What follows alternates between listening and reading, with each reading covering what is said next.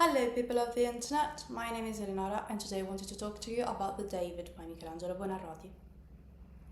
So the David by Michelangelo Buonarroti is probably one of the best known sculptures of all time. It's an amazing piece of art, it's a masterpiece by Michelangelo Buonarroti himself, and it kind of became so famous that it is considered kind of like an icon today, you would say. However, this sculpture is actually full of secrets, full of anecdotes, full of fun facts, and today I wanted to tell you all about them. Now, first of all, let's start with the dimensions of the David by Michelangelo, because the David is actually over 17 feet tall and it weighs like more than 5,000 kilograms.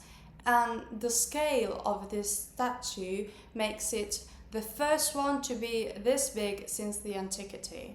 And I feel like this just shows just how revolutionary Michelangelo was back then, and he kind of really created a turning point, you would say, with this statue. Now, the David by Michelangelo actually has a very long and troubled history.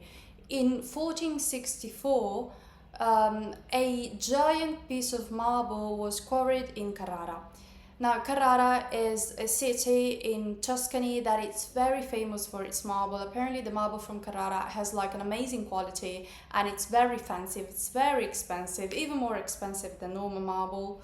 And so yeah, there was like this giant slab lying there and waiting to be used. So this piece of marble was named Il Gigante, which means the giant, and it was handed over to Antonino di Duccio. Di Duccio was a sculptor, and don't get me wrong, he was talented, just not as talented as Michelangelo, you would say, because he found himself with this marble and he didn't really know what to do with it, not because he had no creativity, but because this piece of marble was like very tall, very narrow, and it had some imperfections, and this made it particularly difficult for Antonino to work with the marble. And so he just kind of made like some rough cuts here and there, but nothing more really. Then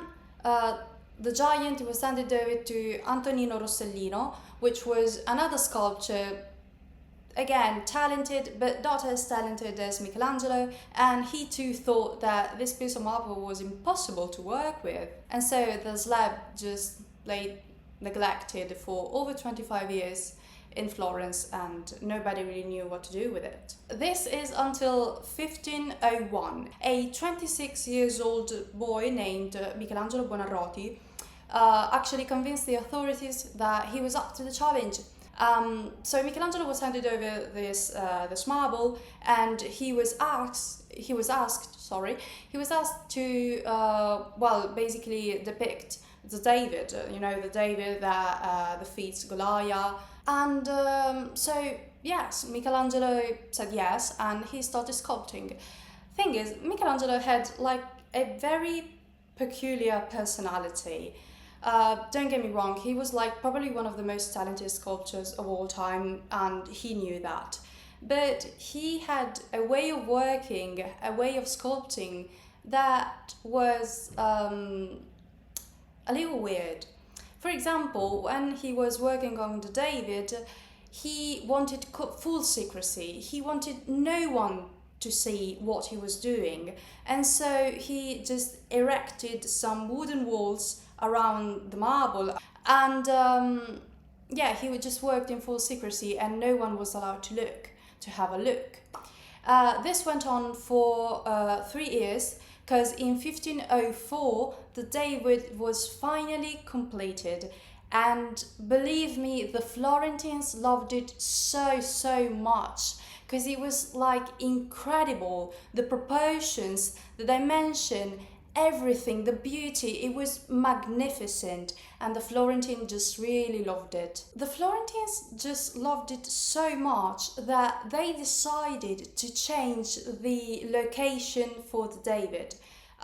Michelangelo was told that his sculpture would have been on one of the buttresses of Santa Maria del Fiore in Florence, Santa Maria del Fiore is like the Cathedral of Florence. However, as I said, like people loved it so much that a special committee was formed in order to decide where to put the David, because it was like so beautiful. They wanted to, give it a more like important and prominent location. I want to tell you about a couple of names that were in this committee.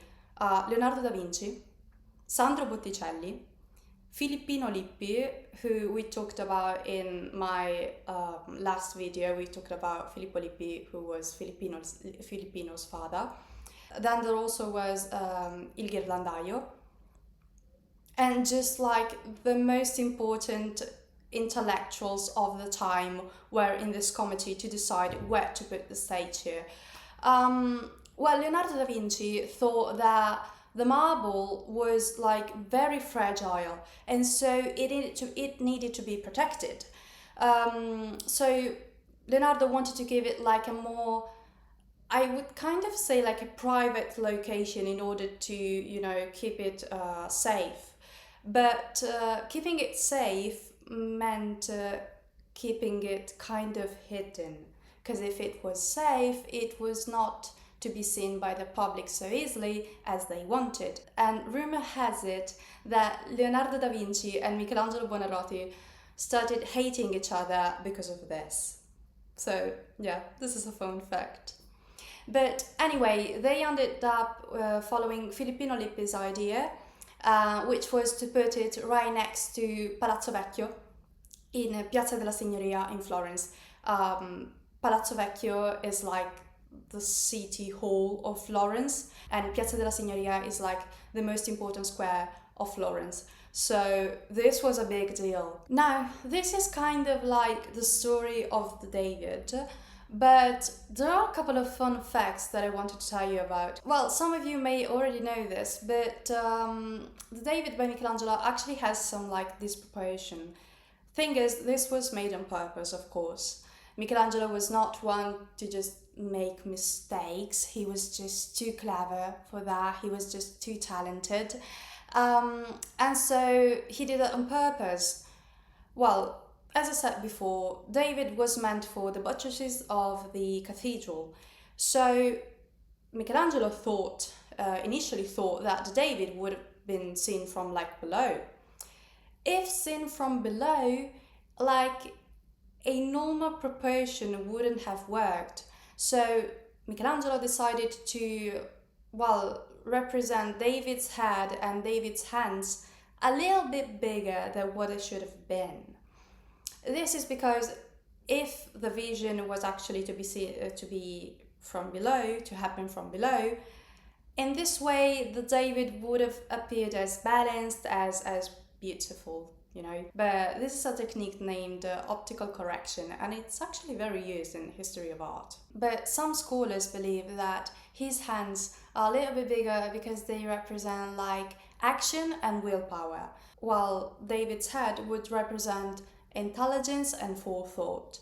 So again, this proportion, yes, a little, but they still gave it a meaning, And other scholars believe that the head and the hands represent the ability of Florence in defending itself.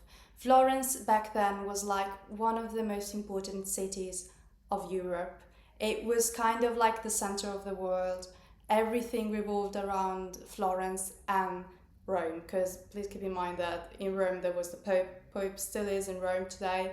And so these two cities were like extremely influential and extremely important for like all of Italy and all of Europe, really. And so like the David ended up being a symbol of Florence, just how good Florence was at defending itself from other cities in Tuscany that wanted to attack it and to conquer it. Unlike other depictions of the David, Michelangelo decided to portray the hero in the moment before the battle.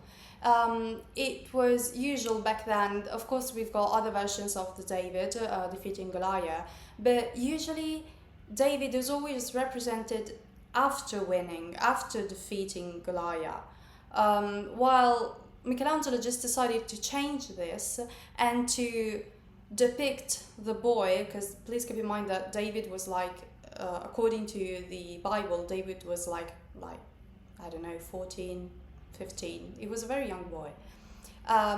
So Michelangelo decided to depict the boy before the battle, and this is why the David appears just like so lost in his thoughts and so also very tense. You know, he was probably very anxious because he had this like massive giant before him and he needed to defeat him, but he was like a very small boy. So how did he manage? He managed thanks to his intelligence. And this brings us back to his head being a little bit bigger than what it should be.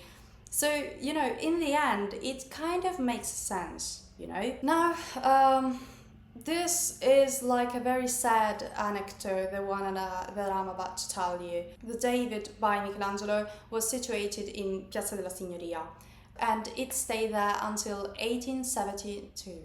In 1873, it was located where it is still currently located, which is the Galleria dell'Accademia in Florence. Well, in 1991, a man who was later diagnosed with mental disorders, he smuggled a hammer inside Galleria dell'Accademia and he destroyed one of David's toes. So yes, one of David's toes was destroyed, but the statue underwent some very serious restoring works, and so you can just visit it today and it's okay. David is okay. But yes, it was an attack and this man was later arrested, of course. Now let's go back to fun facts. When they wanted to move David from Santa Maria del Fiore to Piazza della Signoria, well, please keep in mind that the distance between the cathedral and the square is like less than a kilometer. But the statue was like, still is very heavy, as I said earlier in the video. It weighs more than like 5,000 kilograms, so it was extremely hard to move it. And keep in mind that we're in like early 1500s, so no technology, no machines, no nothing, no cars, no lorries, nothing at all. So they used some wooden rollers and some like greased beams to move it, and they had to move it really. They had to move it at night time because people were just so curious that a crowd would have formed around the statue being transported, and so they just started to do it at night time where nobody was around. And then last thing I wanted to tell you about the David is that Michelangelo was obsessed with like anatomical accuracy. He was obsessed with studying, muscles and anatomy in general, and he used to visit hospitals as well in order to sketch some bodies here and there, because he knew that this would have helped him in the future, while sculpting, as a reference really. He also used to do a very particular thing. He used to dissect corpses. As I said, we're in the 1500s, and the Pope is very influential, the Church is very influential, they still are influential today, but it was even more serious back then, right? And the human body back then was kind of like seen as God's art, God's piece of art, God's work, and so dissecting a body meant like destroying and going against God's creation. It was forbidden by the Church. But Michelangelo still did that. He was just so passionate about his job, he was just so dedicated that he really needed to just improve his technique to get better and better. And so he did that, against, even if it was against the law, because church saying back then was kind of like a law, really. But yeah, his actions did pay off, because if you go and visit one of Michelangelo's statues, you just realize how well made they are, how perfect they are. And so yes, he did some sketchy things to achieve this kind of perfect technique, but in the end it paid off. So that's it. That's all I wanted to tell you about the David by Michelangelo Buonarroti. If you have any suggestions, please let me know. And thank you for staying with me. Thank you for spending your time with me. Thank you for watching my video. It was very kind of you. Yeah, have a lovely day. Bye!